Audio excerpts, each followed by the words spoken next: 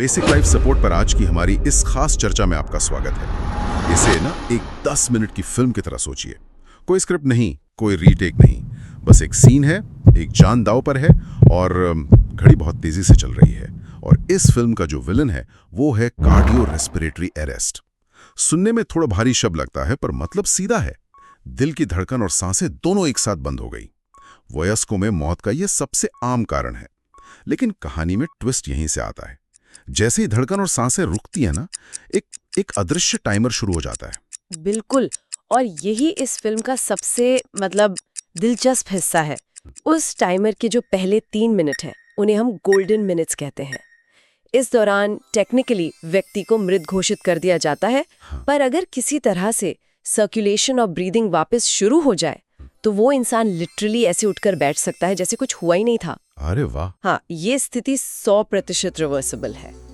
लेकिन 3 मिनट के बाद कहानी का जॉनर हॉरर में बदलने लगता है। ऑक्सीजन के बिना गुजरता हुआ हर एक सेकंड दिमाग के सेल्स को मार रहा है, और 10 मिनट के बाद ये जो डैमेज है ये परमानेंट हो जाता है, इरिवर्सिबल। मतलब इसके बाद आप दुनिया का बेस्ट मेडिकल ट्रीटमेंट भी दे दें, उस व्यक्ति का नॉर्मल जिंदगी में लौटना नामुमकिन है। तो मतलब ये 10 मिनट का ही पूरा खेल है, और इन्हीं 10 मिनटों में एक आम इंसान हीरो बन सकता है। तो चलिए इस फिल्म की शूटिंग शुरू करते हैं। पहला सीन, हीरो लोकेशन पर पहुंचता है। डायरेक्टर का पहला निर्देश क्या होगा? किसी भी फिल्म के हीरो की तरह पहला नियम तो यही होता है, अपनी सुरक्षा। एग्जैक्टली। ये सुनने में शायद थोड़ा अजीब लगे, लेकिन ये सबसे जरूरी कदम है। सीन पर पहुंचते ही सबसे पहले ये देखो कि लोकेशन आपके लिए सेफ है या नहीं। सोचिए, अगर आग लगी हो या कोई हाई वोल्टेज तार गिरा हो और आप मदद करने जाएं और खुद विक्टिम बन जाएं, तो फिर मदद कौन करेगा? हाँ, तो फिल्म वहीं खत्म। इसलिए पहला कदम हमेशा अपनी सेफ्टी है। The scene must be safe. Okay, scene safe है। अब हम पीड़ित के पास जाते हैं। अगला कदम क्या होगा? अब आप पीड़ित के पास जाएं और उन्हें जगाने की कोशिश करें। उनके कंधे हिलाकर थोड़ा जोर से पूछें, आर यू ओके? क्या आप ठीक हैं? हमें ये देखना है कि कोई रिस्पॉन्स आ रहा है या नहीं। और अगर कोई जवाब ना मिले तो?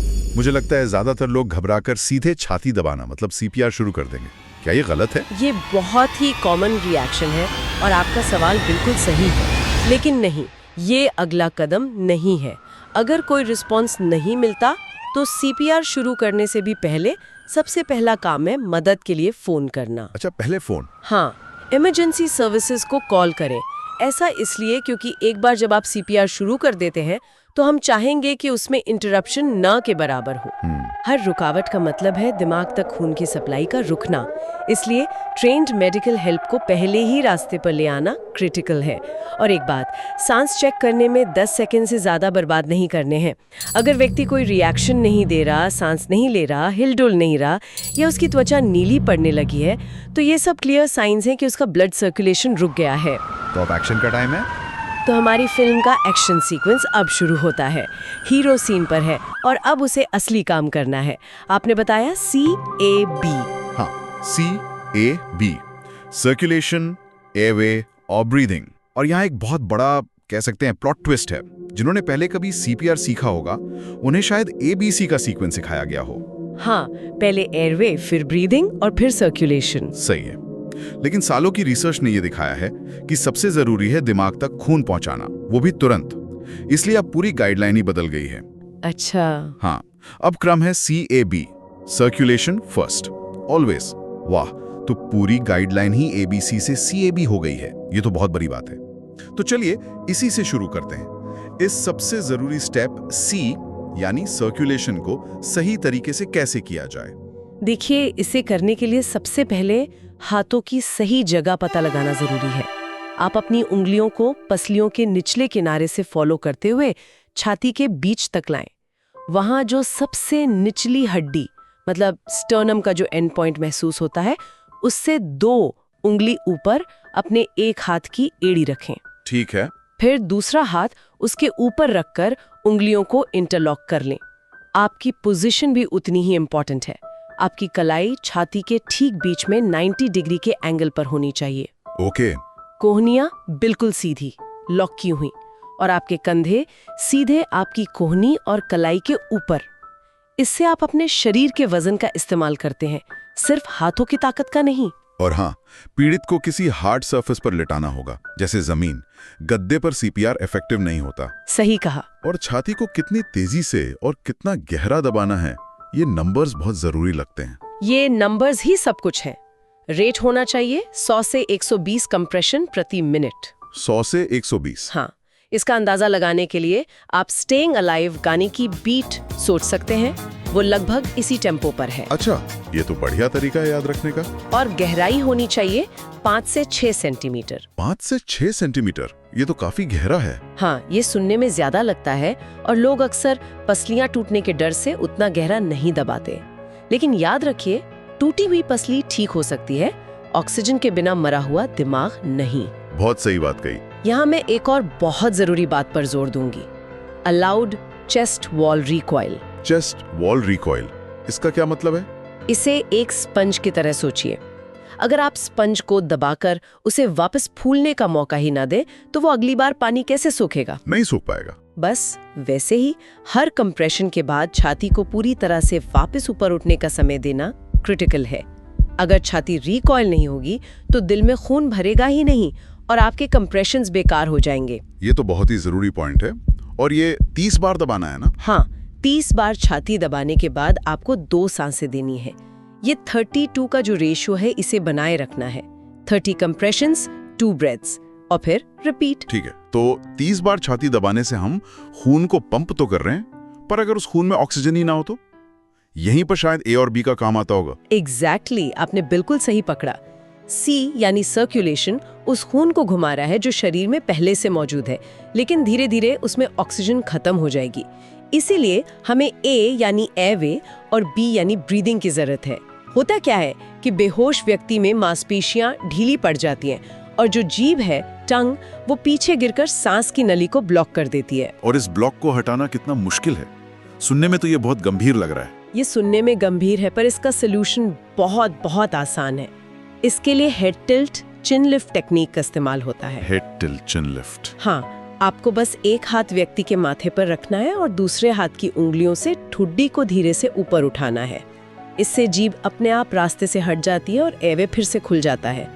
एक सिंपल सा मैनूवर जो जिंदगी बचा सकता है। लेकिन एक मिनट, अगर किसी का रोड एक्सीडेंट हुआ हो और स्पाइनल इंजरी का खतरा हो, तब तो गर्दन हिलाना खतरनाक हो सकता है। उस केस में हेड टिल्ट चिन लिफ्ट भी कर सकते।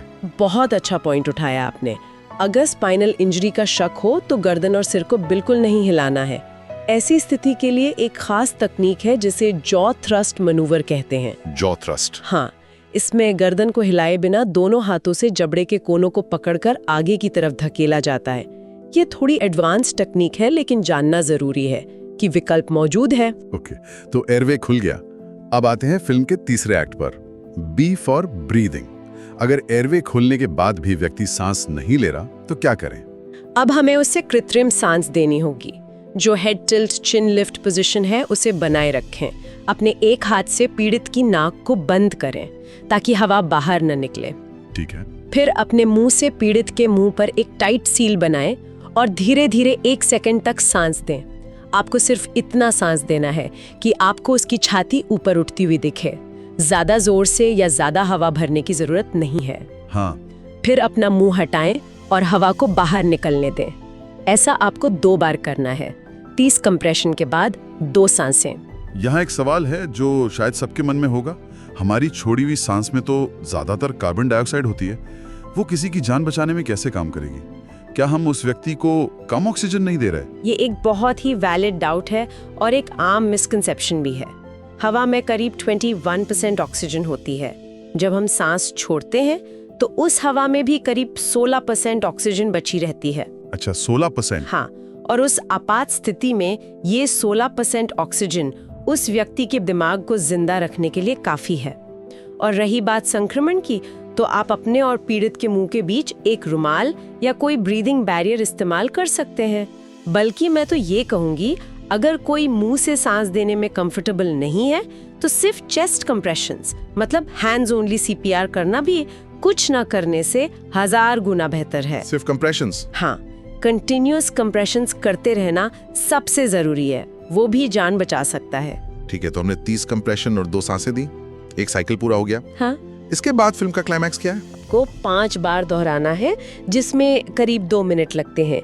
इसके बाद आप एक पल के लिए रुककर पीड़ित को फिर से जांच सकते हैं, और अगर अभी भी सांस या सर्कुलेशन के कोई संकेत नहीं है तो सीपीआर तब तक जारी रखना है जब तक 1. मेडिकल मदद ना आ जाए। 2. लोकेशन असुरक्षित न हो जाए। या 3. बचाने वाला व्यक्ति खुद पूरी तरह से थक ना जाए। एक और सीन सोचता हूँ। मान लीजिए एयरवे खोलने के बाद व्यक्ति खुद खांसने या सांस लेने लगता है या उसे उल्टी आ जाती है, तब क्या? ये एक बहुत अच्छा साइन है।